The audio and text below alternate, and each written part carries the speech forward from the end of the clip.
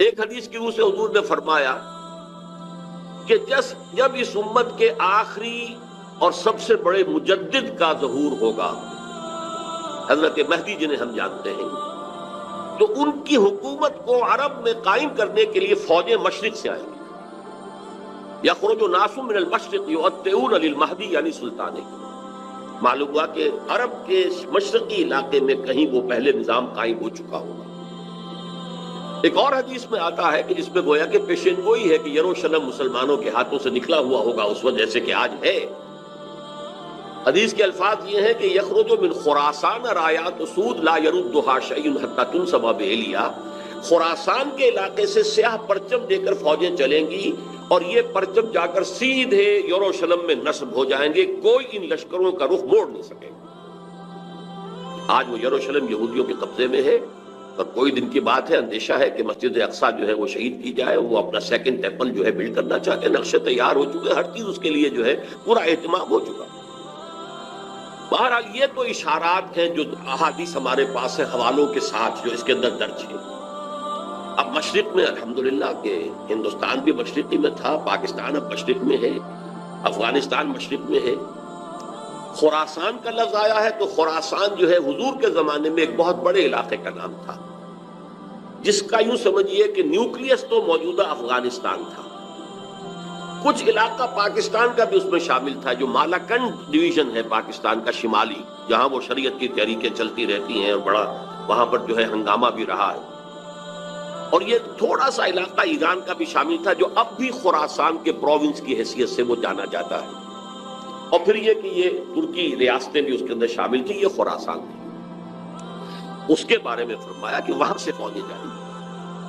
اس کے علاوہ ایک حدیث کوئی ہے کہ جس کا حوالہ مجھے نہیں مل سکا، لیکن یہ کہ علامہ اقبال نے چونکہ اس کا اشارہ کیا ہے کہ میرے وطن کو آئی ٹھنڈی ہوا جہاں سے، میرا وطن وہی ہے، میرا وطن وہی ہے۔ جبکہ وہ ہندوستان کا جو ہے راگ الاپ رہے تھے، اس کو بھی اس وقت بھی کہا میرے عرب کو آئی ٹھنڈی ہوا جہاں سے۔ میں نے بعض عربوں سے وہاں میرا کیونکہ ملاقات کا موقع ملتا ہے امریکہ وغیرہ میں، تو ہر ملک سے جو ہے لوگ آئے ہوئے ہیں، وہ کہتے ہیں ہے ایسی حدیث کہ حضور نے فرمایا تھا مجھے ہندوستان کی طرف سے ٹھنڈی ہوا آ رہی۔ بہرحال لیکن اس کا چونکہ حوالہ نہیں ملا ہے تو میں نے صرف یہ کہ علامہ اقبال کے شعر کے حوالے سے تو معلوم ہوتا ہے کہ اس مشرقی خطے کے اندر وہ نظام پہلے قائم ہوگا اور پھر یہاں سے وہ پھیلے گا۔ چنانچہ ایک اور تیسری حدیث سے میں آپ کو مل جائے گی، حضور نے فرمایا میری امت کے دو لشکر وہ ہیں کہ جن کو اللہ تعالیٰ نے پیش کی طور پر جو بھی ان میں شریک ہوگا جہنم کی آگ سے چھٹکارے کا پروانہ دے دیا۔ عصابتان من امتی احرزہم اللہ من النار۔ ایک وہ ہوگا جو ہندوستان پر حملہ آور ہوگا، دوسرا وہ ہوگا کہ جو دجال کے ساتھ جنگ کرنے کے لیے حضرت مسیح کے پاس پہنچے گا، حضرت مسیح کے ساتھ دینے کے لیے۔ اب اس سے بھی گمان یہی ہوتا ہے کہ یہی خراسان کا علاقہ، یہ افغانستان، اس کے ساتھ ملحق پاکستان، یہاں سے ظاہر بات ہے کہ پھر ہمیں ہندوستان کو بھی فتح کرنا ہوگا، یہ دارالاسلام رہا ہے۔ تو گویا کہ ایک حدیث میں دو لشکروں کا ذکر جمع کرنا جو ہے اشارہ کر رہا ہے کہ یہ اس دور سے متعلق ہے، ورنہ یہ کہ ہندوستان پر تو بہت سے لشکر آئے ہیں، محمود غزنوی بھی آئے ہیں، ان کے حملے ہوئے ہیں، محمد غوری بھی آئے ہیں، سب سے پہلے محمد ابن قاسم آئے ہیں، تو یہ تو بہت لوگ آئے ہیں۔ لیکن یہ کہ اصل میں ایک حدیث میں دو کا جمع ہونا جو ہے وہ ادھر اشارہ کرتا ہے کہ یہ اس وقت جب ایک نیوکلیس بن چکے گا خلافت علی منہاج النبوہ کا، تو جیسے جزیرہ نما عرب سے شرق و غرب میں فوجیں چلی تھیں، ایسے ہی مشرق میں ہمارے ہندوستان ہے، اور مغرب کے اندر جو ہے یہ ہوتے ہوئے اور ایلیا تک وہ فوجیں پہنچ جائیں گی اور یروشلم جو ہے اس کو یہودیوں کے قبضے سے واگزار کرائیں گی۔ یہ احادیث اس میں موجود ہے۔ لیکن اب جو میرے اس دعوت نامہ جو اب میں جس کا تذکرہ کر رہا تھا اس کا دوسرا حصہ شروع ہوتا ہے۔ ادھر پاکستان اسی مقصد سے حاصل کیا گیا تھا کہ یہاں اسلامی نظام یعنی خلافت قائم کی جائے گی، لیکن ہم اپنی بدعمالیوں کے باعث تاحال مخالف سمت میں سفر کر رہے ہیں، اور اب حالات بتا رہے ہیں کہ تخت یا تختہ کے مصداق یا یہاں خلافت قائم ہوگی اور یہ عالمی خلافت کا نقطۂ آغاز بنے گا، یا پھر یہ ملک ختم ہو جائے گا۔ گویا اب معاملہ دوڑو زمانہ چال قیامت کی چل گیا والا ہے اور فوری طور پر قبر کسنی لازم ہے۔ اس دعوت نامے کے اس مرکزی حصے کے بارے میں آج اس وقت کچھ ذرا تفصیل سے گفتگو کرنا چاہتا ہوں، اور یوں میں کہہ سکتا ہوں اس وقت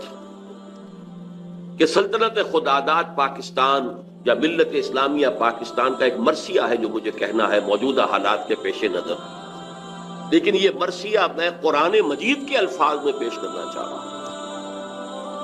جس کے لیے تمہیداً میں پہلے آپ کو یہ بتانا چاہتا ہوں۔ سورہ انبیاء کی ایک آیت ہے، آیت نمبر 10، لَقَدْ أَنزَلْنَا إِلَيْكُمْ كِتَابًا فِيهِ ذِكْرُكُمْ أَفَلَا تَعْقِلُونَ، ہم نے تمہاری جانب ایک کتاب نازل کر دی، اس میں تمہارا ذکر موجود ہے، تو کیا تم عقل سے کام نہیں لیتے، غور نہیں کرتے، سوچ بچار سے کام نہیں لیتے؟ اب اس آیت کا ایک مفہوم تو یہ ہو سکتا ہے کہ ذکر لکم مراد ہو، یعنی تمہارے حصے کی نصیحت، ہدایت، ذکرہ، تذکرہ اس قرآن میں ہے، وہ ٹھیک ہے، لیکن ذکر و کم اس میں اشارہ ایک اور بات کی طرف بھی آتا ہے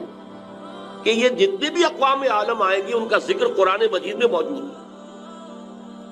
اور اس کی تائید ہوتی ہے، توثیق ہوتی ہے، تاکید ہوتی ہے ایک حدیث سے، وہ حدیث کے جو قرآن حکیم کی عظمت پر نبی اکرم صلی اللہ علیہ وسلم کے سب سے جامع اور سب سے مفصل بیان پر مشتمل ہے، فصاحت و بلاغت کی معراج۔ حضرت علی اس کے راوی ہیں رضی اللہ تعالی عنہ، کہ حضور نے فرمایا انہا ستکون فتنۃ، عن قریب ایک بہت بڑا فتنہ رونما ہوگا۔ حضرت علی فرماتے ہیں کہ میں نے عرض کیا مل مخرج منہا یا رسول اللہ، اے اللہ کے رسول یہ بتائیے اس سے نکلنے کا راستہ کون سا ہوگا؟ ایک لمحے کے لیے توقف کیجئے، میں یہاں یہ توجہ دلایا کرتا ہوں کہ ہم اگر ہوتے، ہمارے مزاج کا اور صحابہ کے مزاج کا فرق کیا ہے؟ ہم ہوتے تو کیا پوچھتے؟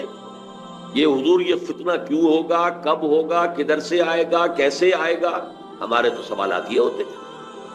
جو سب معلوماتی نوعیت کی چیزیں ہیں، جن کا کوئی تعلق عمل سے نہیں ہے۔ صحابہ کا معاملہ کیا تھا؟ حضرت علی نے ان میں سے کوئی سوال نہیں کیا، کب آئے گا، کیوں آئے گا، کدھر سے آئے گا، کیسے آئے گا، کچھ نہیں۔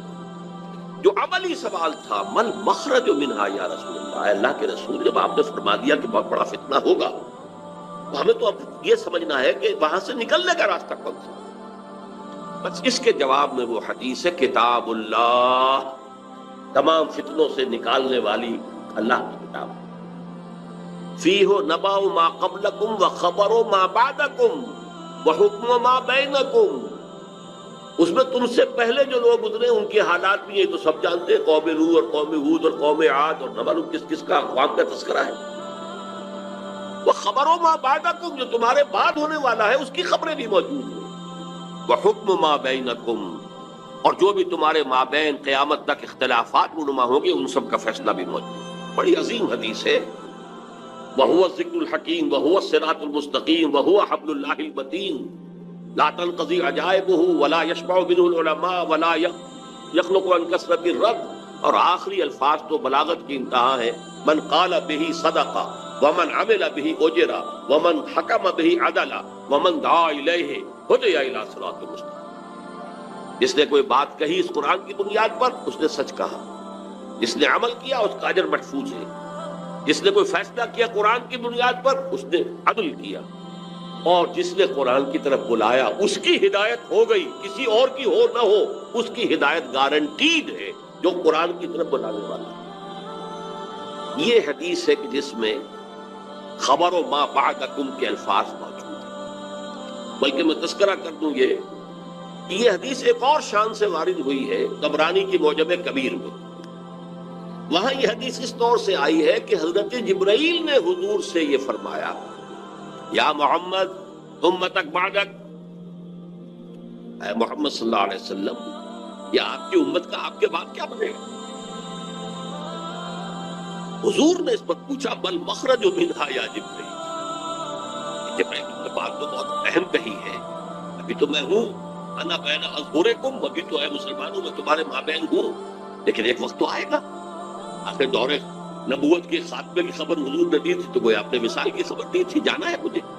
انک میت وانہم لمیتون، یہ تو قرآن مجید میں تھا، لیکن اس کا حل کیا ہوگا اے جبرائیل؟ تب انہوں نے کہا ہے کتاب اللہ، فیہ نبأ من قبلکم وخبر ما بعدکم وحکم ما بینکم، یہ پوری حدیث. تو یہ ایک اور ہی شان کے ساتھ یہی روایت آتی ہے. بات میں اس حوالے سے آپ کے سامنے قرآن حکیم کی 6 آیات، اور عجیب یہ حسن اتفاق ہے، سورہ اعراف کی آیات ہیں 175، 176، 177، اور سورہ توبہ کی آیات ہیں